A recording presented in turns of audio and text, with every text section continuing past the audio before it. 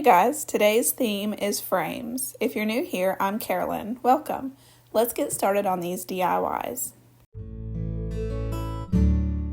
For this one, I'm using an old cutting board. I'm going to lightly sand it and give it a coat of early American stain. I have this metal trim from Hobby Lobby. It was on sale that day, and I'm going to cut a piece of it to go behind the hole on the handhold of the cutting board.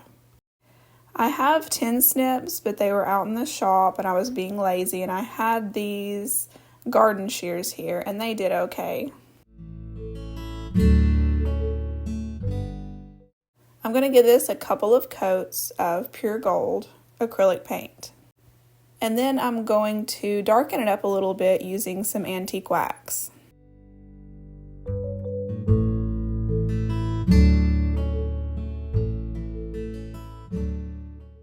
You could use some strong glue to attach this, but I'm going to use my staple gun.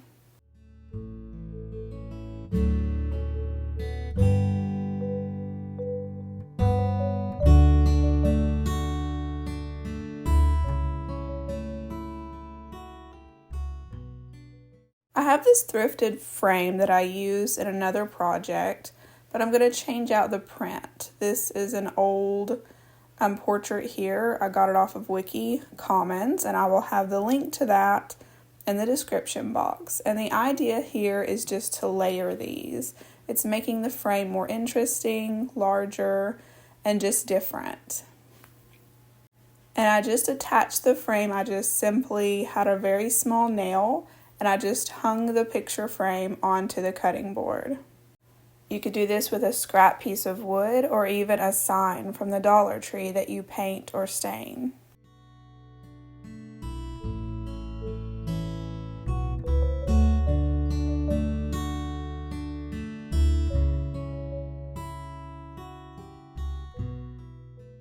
This is just a quick reminder that if you like this video, click that thumbs up button and subscribe if you haven't already so that you don't miss any future videos. These are free ways to help out my channel and I really appreciate it. For this one, I'm using this sign from the Dollar Tree. I'm going to be using the back of it. I'm also going to be using some tumbling tower blocks and these two pieces of doll furniture from the Dollar Tree.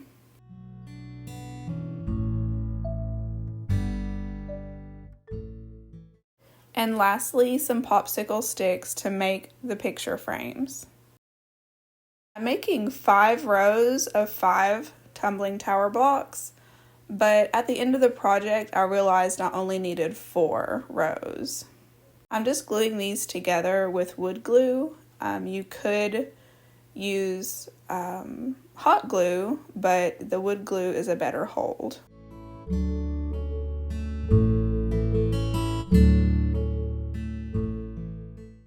Now I'm just going to cut a little bit off of each end of these rows so that I can stagger the pattern. This is going to be the flooring on our picture frame, which sounds a little odd, but you'll see what I mean.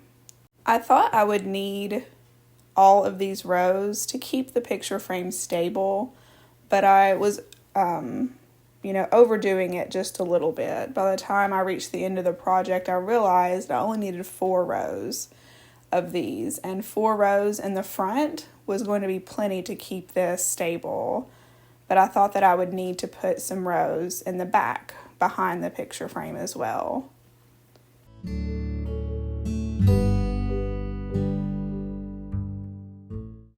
I'm just gluing these rows together and you can see that the pattern in them is staggered, and I'm going to stain all these pieces with early American.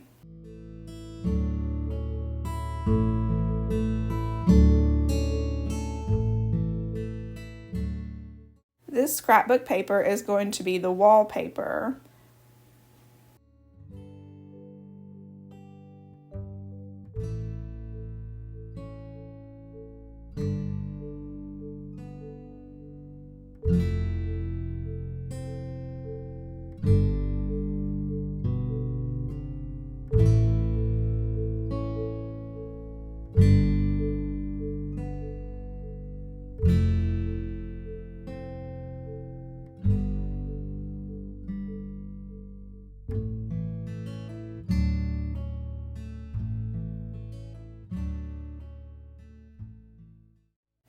Using a sanding block to sand away the excess paper is a great way to make a nice edge.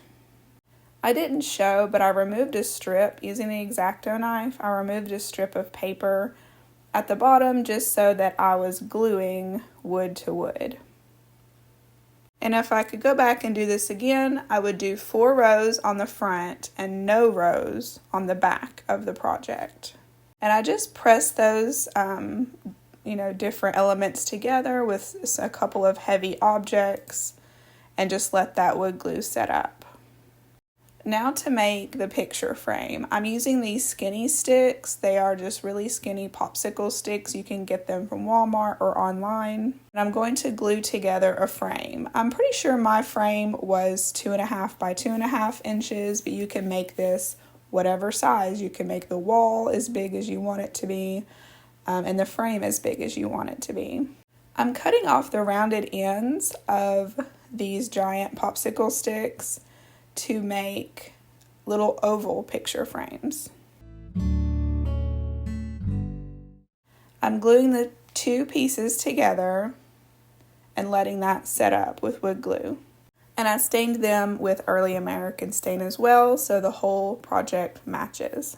You can use any photo for this, and you can switch out the photos, but I decided to make this a little piece of art on this wall here, and I will have these as printables in the description box, but of course they're sized to the frame that I made, so 2.5 by 2.5, and I printed them out at Walgreens on a 4x6 print. And I just wanted a couple of copies of each, just to have, the last thing you want to do is not have enough copies and mess up a copy and not have another one. So I didn't know which one I wanted to choose, so I did both. And I'm just going to cut these out with scissors. And for the oval frames, I'm going to do silhouettes. I have these silhouettes of my husband and I also have these old silhouettes that I got online, and I'll have those as a printable in the description box if you happen to need those. I just traced around the frames and then cut on the inside of the line so that I'm left with a frame around the oval that I cut out, and I just eyeballed it. Now to attach the frame to the wall, so that it's easier to switch out the photograph that you're putting in the frame, you could use Velcro or something just a little bit easier but I decided to use double-sided tape. So there's several ways that you could go about it. You could even, tack a tiny little nail up there and hang the photo on the wall. I mean, you can just use your imagination. There's several ways that you can do it that would work best for you. This is just a cute version of a photo frame. I just thought it would be really neat to have a little scene and the scene be the photo frame. And it would be really neat to change out this scene, this little room with the holidays, and have like a Christmas photo. And instead of a chair sitting there, maybe have a Christmas tree. And so there's lots of different things, the sky's the limit with this project. And I just thought it was really neat. For this one, I'm using this Dollar Tree document frame. It's plastic. And I'm going to give it a coat of Truffle chalk paint by Waverly. And then I'm going to cover that with European Gold Rub and Buff. I'll have these 2 different options of printables in the description box. I'm pretty sure the size of the print came out to 6 by 9, but of course the frame is for 8.5 by 11 sheets of paper. But the idea with this project is that you want your print to be smaller than the frame. I had another one of these frames and it was broken, and so that worked out. I'm going to use that sheet of glass because with this project you'll need 1 frame and 2 sheets of glass if you're making one of these. So I'm just laying the print down on the glass and then sandwiching it between the 2 sheets of glass. When I turned this over, it looked great, but you could see the tabs through the glass because the backing wasn't there any longer. So I decided it bothered me enough to want to take those off, and instead of using the tabs, I just took them out with some pliers, and I would just be gentle because this is a cheap frame, and you don't want to just rip a chunk of that frame out. And I just really went crazy with the tape and put tape all around the back there to hold this glass in place. And then I took a little hanger that I had and hammered that in there and used a little adhesive on it as well, just for extra hold. The video and the camera just doesn't do this justice. This looks really high end and looks really pretty, and I think I'm going to make a couple more of these so that I have a grouping of them.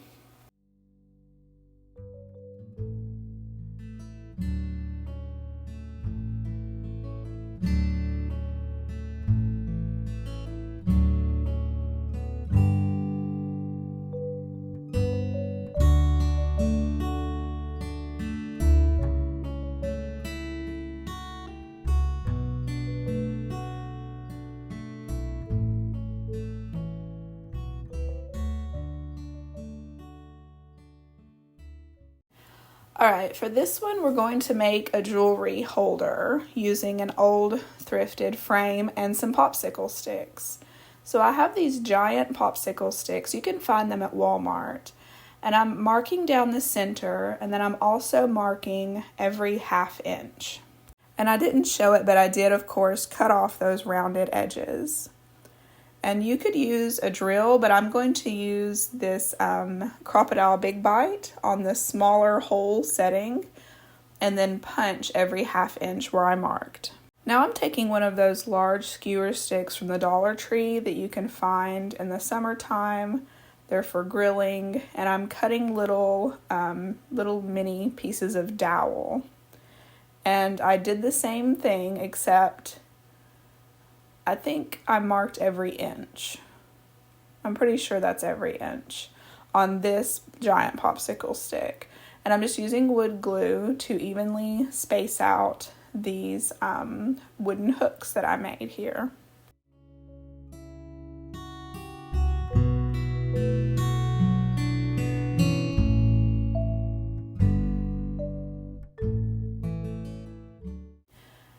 And to go on the top of this row of the jewelry holder, I'm making little slots to put earrings on.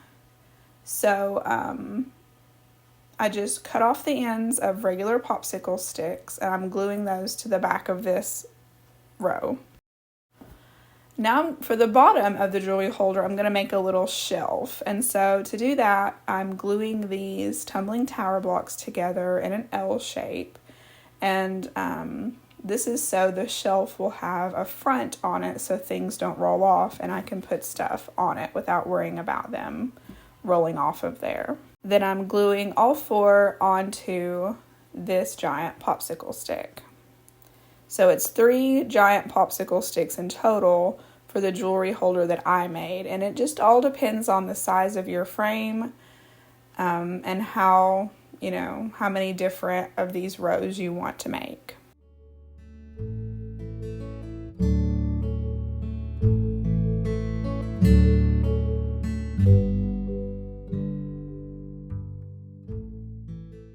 Now it's time to assemble it, and I'm just using the sanding blocks to have a little platform to set this frame on to hold it up so that I can glue these different elements on here.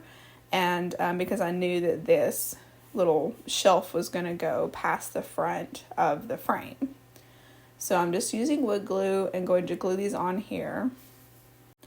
And with the earring holders at the top, those are just for like the stud earrings. And you don't want the popsicle sticks to be too close together, that scalloped area up top, because you want to be able to fit that stud earring down inside of each of those slots.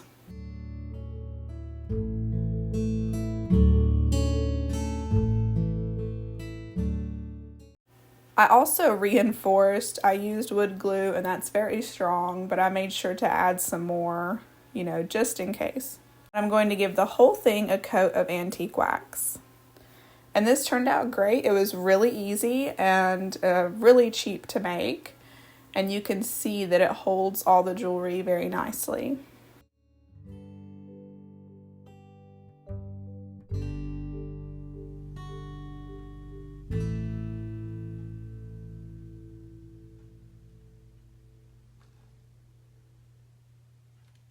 I've seen jewelry holders like this on Pinterest.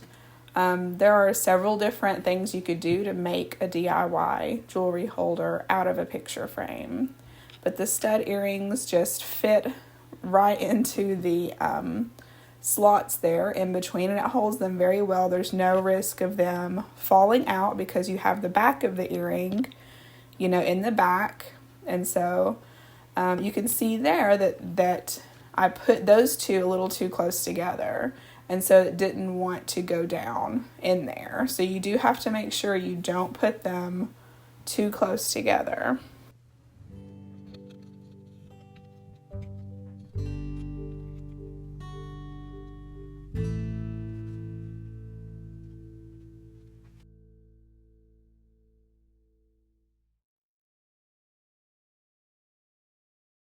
That's it for this one. Thank you so much for watching. If you ever have any questions, drop those in the comments. And if there are ever any particular crafts you'd be interested in me doing, leave those in the comments as well, and I'll definitely take those into consideration. I hope you all have a wonderful day. See you in the next one.